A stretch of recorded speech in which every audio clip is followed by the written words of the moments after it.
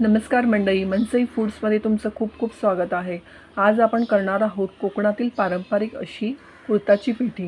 ही पिठी चवीला खूप सुंदर लागते। कुळीथ पिठी ही अगदी पौष्टिक आहे, आरोग्यदायी आहे आणि करायलाही खूप सोपी आहे। अगदी कमी साहित्यात ही पिठी तयार होते।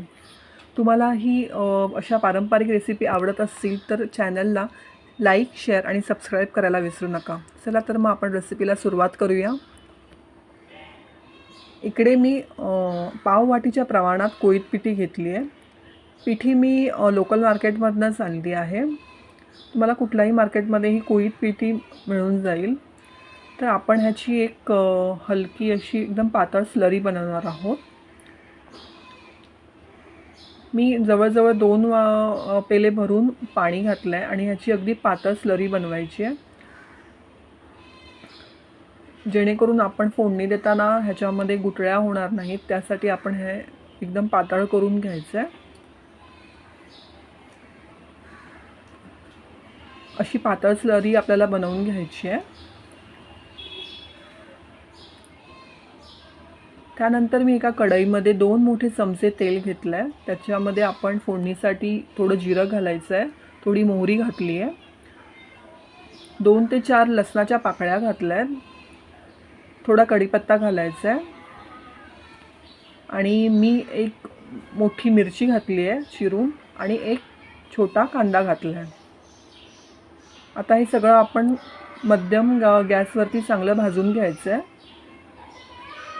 कांदा जास्त करपू द्यायचा नाही आहे, नाहीतर त्याला करपल्याची टेस्ट येईल। अगदी हलकं भाजून घ्यायचं आहे ह्याला।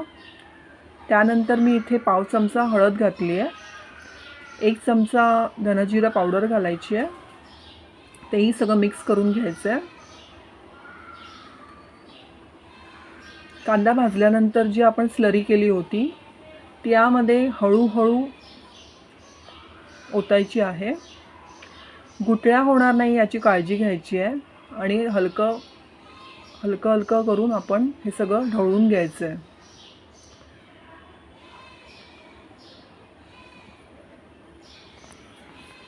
जर तुम्हाला कोळीथ पिठी करायची असेल तर थोडी पातळ करायची किंवा जास्त पाणी घालून हे थोडं पिठी आहे थोडी पातळ करून घ्यायची आहे।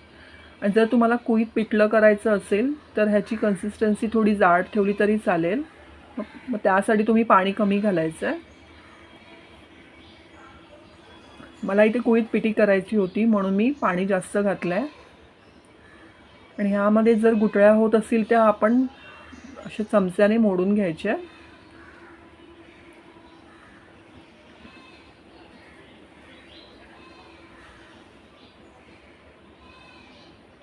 त्यानंतर मी इथे चवीप्रमाणे मीठ घातलं आहे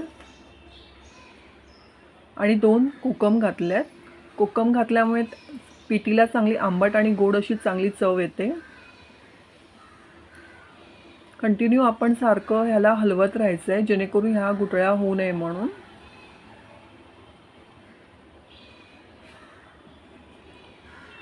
अशा पद्धतीने तुम्ही कोळीथ पिठी नक्की ट्राय करून बघा, तुम्हाला नक्की आवडेल। आणि भातासोबत आणि अगदी गरम गरम पिठी असेल तर खूप मस्त टेस्ट येते।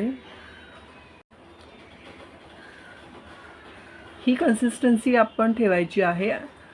अशा प्रकारे आपली कोळीथ पिठी तयार आहे।